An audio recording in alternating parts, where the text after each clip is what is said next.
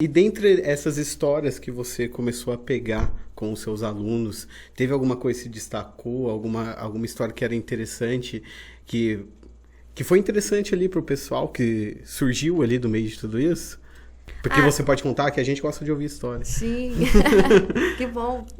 Então, Monteiro Lobato, né? Não tem como falar sobre o caipira sem falar do Jeca Tatu. Sim, Né? Ele que criou esse estereótipo em cima do caipira, do Jeca Tatu. E Monteiro Lobato, ele já é uma figura emblemática em Areias.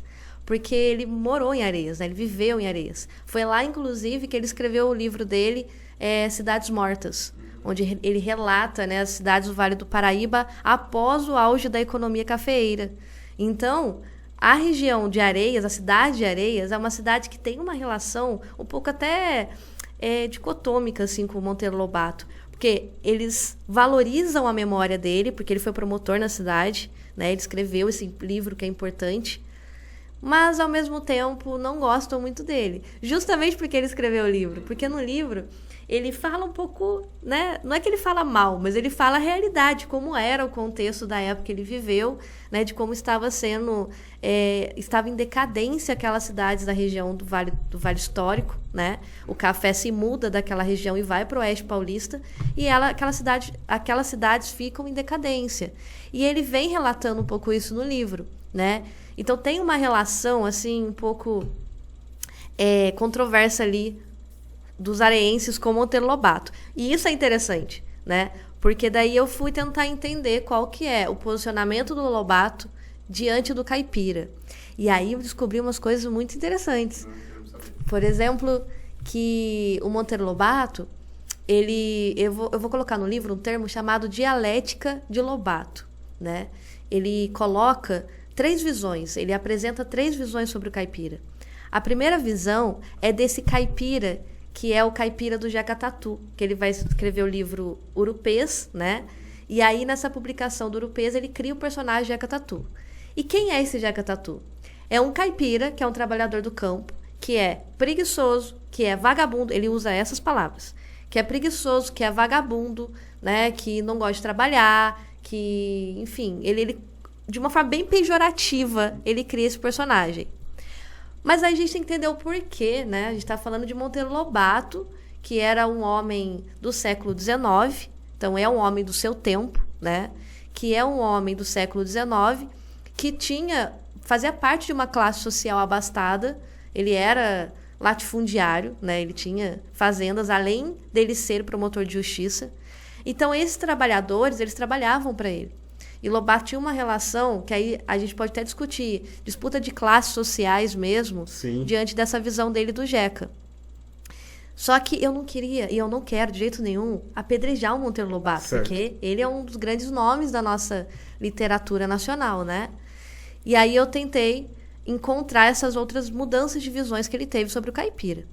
A segunda visão do caipira, que é uma visão mais paternalista, que é a visão do Jeca Tatuzinho. Ele cria um outro personagem chamado Jeca Tatuzinho. Na época, ele foi contratado pelo governo para poder fazer as propagandas de remédios para bicha, como aquele Biotônico Fontoura, por exemplo. E aí interessante. Ele fez algumas propagandas. E para fazer propaganda desses remédios, ele criou o Jeca Tatuzinho.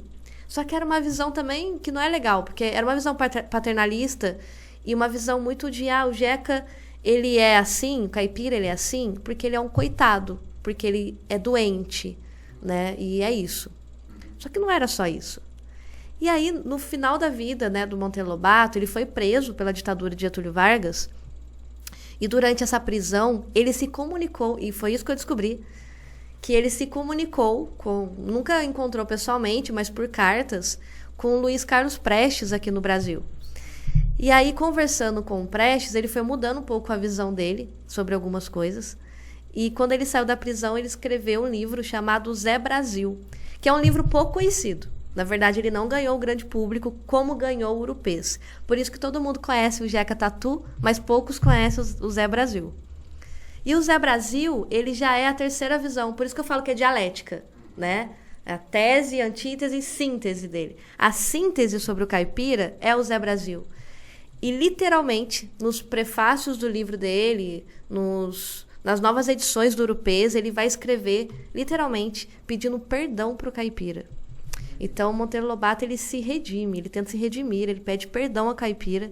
E ele vai dizer no Zé Brasil que o caipira não é preguiçoso e vagabundo, que o caipira não é um coitado doente, que o caipira, na verdade, ele é um trabalhador que é uma mão de obra explorada do campo. Olha como muda a visão dele. Bastante. E se as pessoas tiverem esse conhecimento, Gustavo, se todos nós tivermos esse conhecimento, talvez a gente passe a ter mais orgulho de ser caipira, de nos identificar como caipira. E não ser apenas aquela coisa caricata de que caipira fala errado, caipira é aquele que fala errado, né? Caipira é aquele que mora na roça ou que se veste, né, de um jeito diferente. Do mato isolado. Na verdade, não. Olha só, eu não tô de xadrez. Eu acho que eu tenho um sotaque caipira, graças a Deus, mas mas eu sou caipira. As pessoas podem me olhar e falar assim, você não é caipira. Não, eu sou. Eu me identifico como caipira.